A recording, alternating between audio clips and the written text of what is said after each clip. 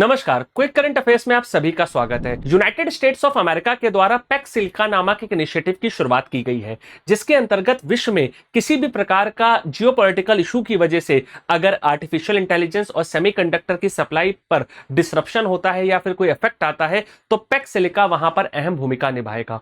और अब भारत ने फॉर्मली इस पैक्स सिलिका को ज्वाइन कर लिया है।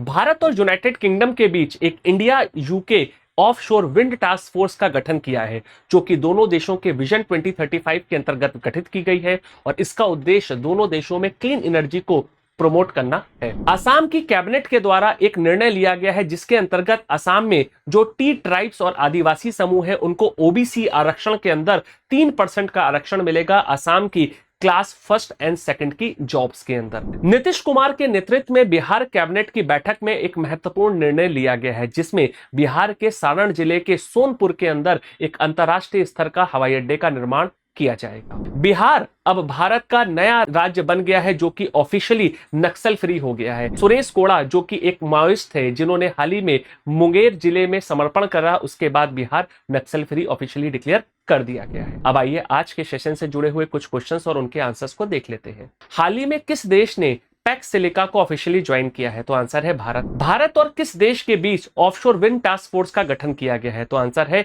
United kingdoms. किस राज्य में हमारे टी ट्राइब्स और आदिवासी के लिए 3% आरक्षण निर्धारित किया गया है ओबीसी कोटे में?